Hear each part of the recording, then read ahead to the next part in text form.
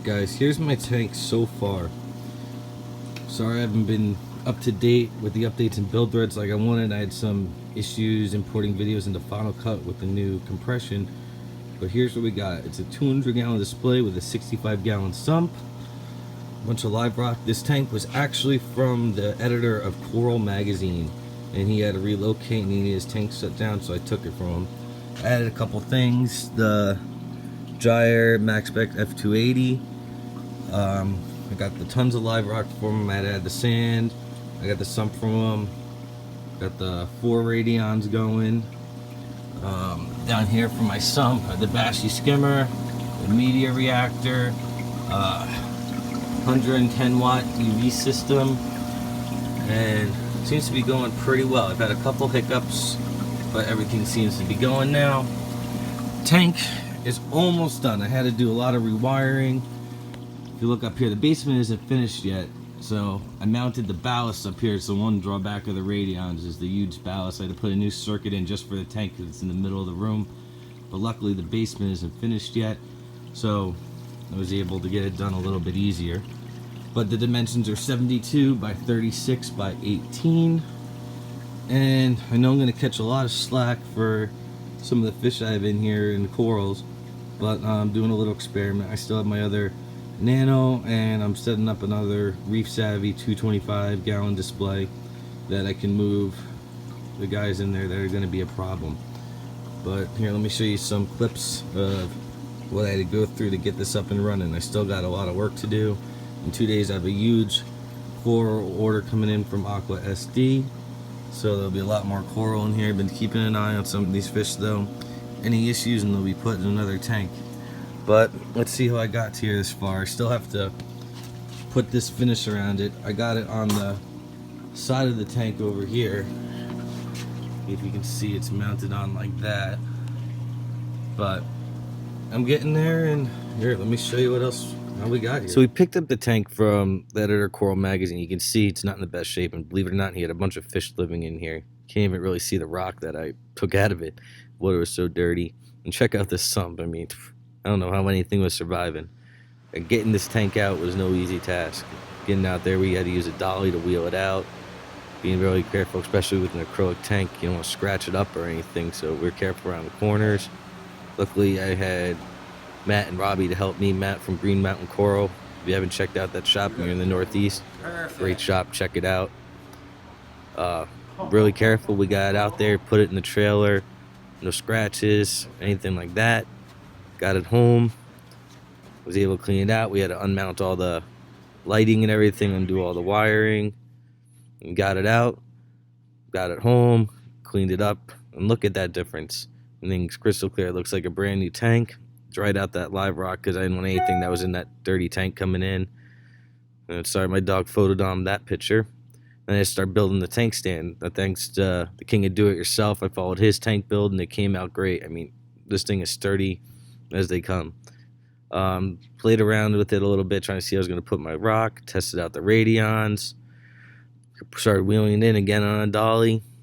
And then put the stand, and then all I had to do was get the tank in. Get ready to go. And here you can see we're trying to get it all set up. Again, Matt came over from Green Mountain Coral.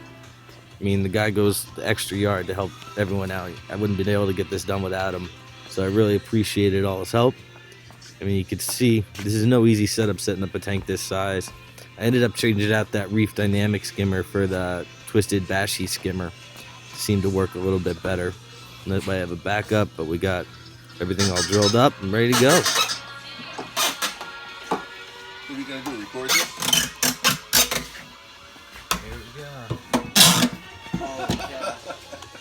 Why is that? Don't you build these all the time? Yeah, I love it every time. You love it every time? Yeah. Good. Yeah. You have to. Exactly. It's always nice. I was telling Eric when all the hard work. We're done. I think that's everything, right?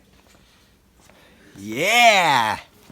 Alright. So now we're finished, and I was thinking about using it as a bathtub and set up my live rock. One thing I had to do is I had to lower the baffles to the return section because I only had about an inch over the top, and if I had a power outage or anything, I didn't want an overflow, and we actually lost power for 6 days. and I run a generator, so I'm really happy that I did that. And here's how I did that without getting any residue in the tank. Good old handy Dremel.